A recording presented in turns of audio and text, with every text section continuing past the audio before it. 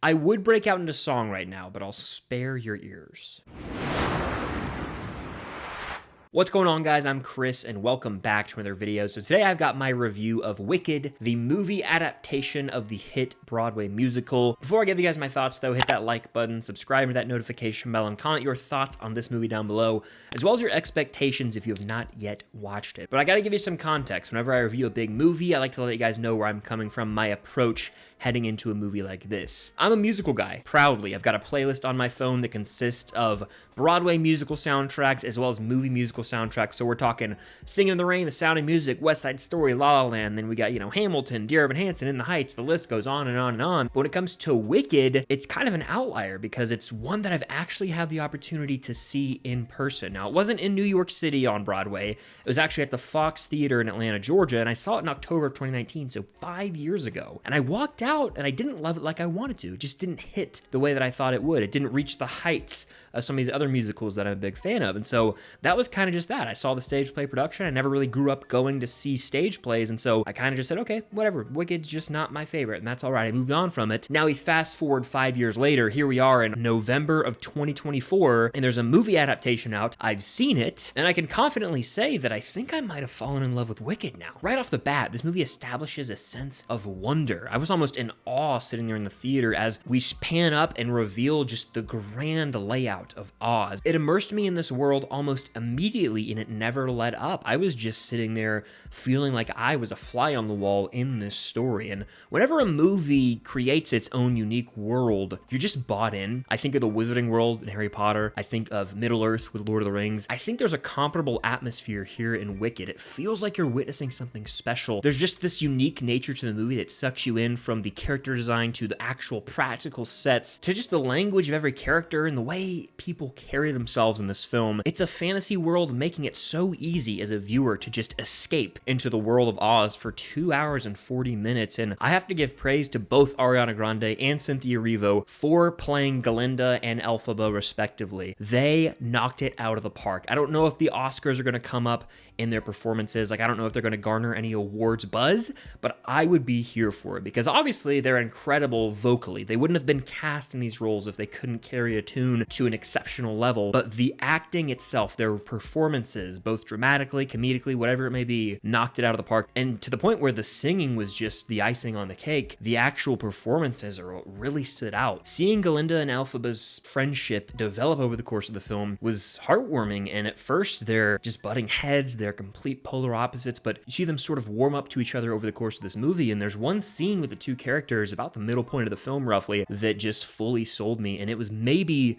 the best acted scene of the entire film. I was sitting there like, wow, no words are being said. It's just this emotional moment between two characters, and it was really heartwarming. Like, the whole theater, you could feel this sort of release when the scene was happening of tension because there was so much between the two characters, and then this one scene plays out and it's so well directed by John M. Chu, and I'm just like, wow, this is a film, dare I say. They were able to convey such powerful emotions with just facial expressions, not even dialogue. It's just this one simple scene that is maybe the standout of the film. And again, anytime an actor has to step into a pre-existing role, whether it be in a reboot, remake, sequel, whatever it may be, someone gets recast, there's a certain level of expectation from the hardcore fans that these actors can play this character well, maybe even have their own twist on it, right? While still respecting the original. And I never saw that original Broadway musical cast, but I can say that from what I have seen and heard, it's similar to the original while still being able to stand out on its own. And I gotta mention Jonathan Bailey as Fiyero. He brings a burst of energy to this movie. He's so effortlessly charming, and he sings one of my favorite musical numbers in the entire movie, Dancing Through Life. It's been stuck in my head ever since I saw this, and a lot of the songs have. It's been one of those movies where I can't stop singing certain songs or thinking about moments. That's how you know it's going to have a long-standing impact. And I touched on this briefly earlier, but the practical sets really almost make the difference here. You can feel the budget at work on the big screen, which I think is something that's severely lacking in a lot of big blockbusters today. Oftentimes, things just can feel like CGI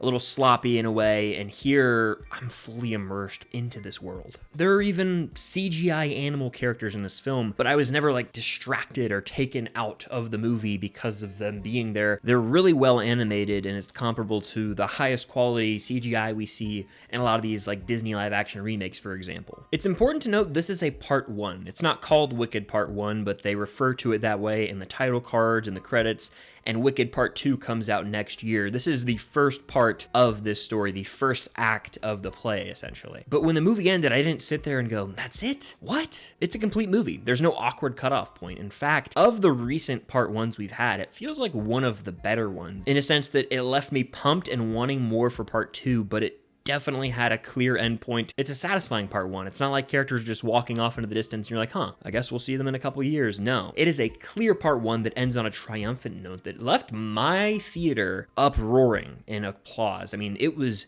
erupting in there as the credits rolled. I can't emphasize this enough. Wicked was chill-inducing. The musical numbers from beginning to end hit. It's not like there was a musical number and oh, here we go again. I never feel that way with musicals for the most part, but sometimes when you get to, you know, the latter parts of a musical, you start to feel a little tired or worn down. That's never the case here. The movie's 2 hours and 40 minutes. It flies by because of how immersed I was in the world and because of how invested I was in the characters, due in large part to the performances by Cynthia Erivo and Ariana Grande. And Wicked has a lot to say as well. There's some beauty in these messages about friendship, accepting people for who they are, and looking deeper inside oneself, as opposed to being so vain, just caring about image on the outside. There's so much more to life and people, getting to know people on a deeper personal level. It's part of the human experience, and Wicked touches on that wonderfully. At the end of the day, Wicked's a smash hit as far as I'm concerned. Fans of the Broadway musical are going to eat it up. Musical fans in general will like it, and people who don't even know of the musical, who are just, you know, moviegoers, I feel like could be sold on this film. Even if you're not a big musical person, I feel like you could buy in and be invested in these characters, immersed in this world so much so that you could look past the musical numbers and just be interested in it as a movie. And if you're scared of musicals, I think you need to give this one a chance, because it is going to be one of those events that's going to rack it up at the box office and be remembered for a long time. I think we're witnessing maybe the biggest musical event of our lifetime. And I'm not trying to over-exaggerate here.